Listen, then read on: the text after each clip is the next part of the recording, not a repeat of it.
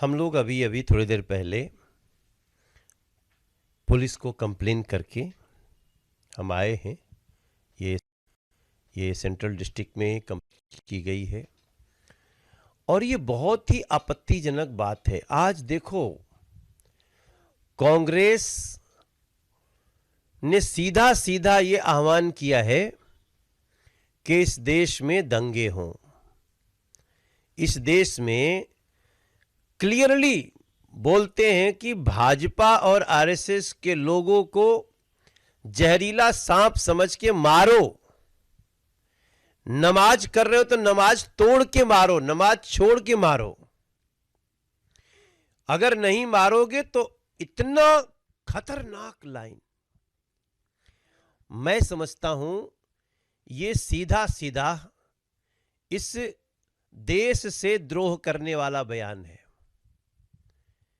हम समझ रहे हैं कांग्रेस अब कहीं नहीं है। असम में कांग्रेस अगर 50 के भी अंदर रह जाए तो किसी को आश्चर्य नहीं होगा, लेकिन आप हारने के समय ये बातें करोगे। आप सोचिए इसका अर्थ क्या निकलता है कि भाजपा और आरएसएस के लोगों को मारो। और किसको कह रहे हैं मारने? नमाजियों को। क्या नमाजियों का काम मारना होता है? क्या नमाजियों का काम दूसरे को चुन चुन करके उनका जान लेना होता है? मैं समझता हूं ये बहुत ही खतरनाक बयान है और कांग्रेस को न तो असम की जनता माफ करेगी, न तो पश्चिम बंगाल की जनता माफ करेगी, और न ही तमिलनाडु या केरल की जनता माफ करेगी। इन लोगों को जनता सबक सिखाएगी कि एक शांतिप्रद देश में, एक लोकतांत्रिक देश में इस तरह से जनता को उकसाने वाला इस बयान को स्वीकार नहीं किया जा सकता। और हमने इसका कंप्लेन किया पुलिस में। सीपी से भी मिल के आए हम लोग।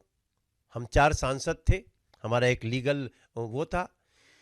अब कांग्रेस अपने हार के डर से फुल्ली फ्रस्ट्रेशन में है, लेकिन फ्रस्ट्रेशन में आने का मतलब ये नहीं कि आप भाजपा और आरएसएस, जिसके 18 करोड़ तो सदस्य हैं भाजपा के, उनको आप नमाज छोड़ करके मारने की बात करते हो। इनको ये देश सजा देगा।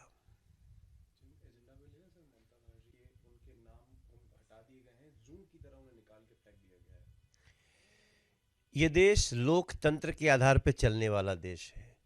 चुनाव आयोग पे हर व्यक्ति को भरोसा रखना चाहिए, और इलीगल घुसपैठिया हो या किसी का ऐसा वोट जो अब संसार में ना हो, या फिर एक आदमी एक स्थान से दूसरे स्थान पे जाके वोटर बन गया हो, वो एक ही जगह वोटर रह सकता है। अगर इस तरह से किसी का भी वोट एसआईआर में कटा है तो कई लोगों का वोट जुड़ा भी है। और मैं समझता हूं ये बात वही कह सकता है जिसको इलीगल घुसपैठियों के आधार पे जीतने की आशा रही हो।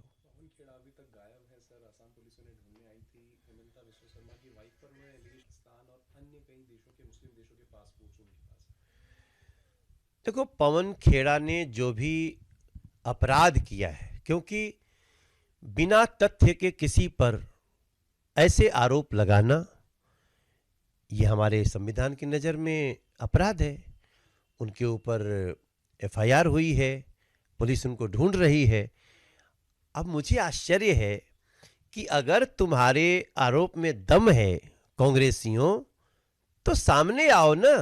ये छुप छुप के कहां घूमते रहेंगे?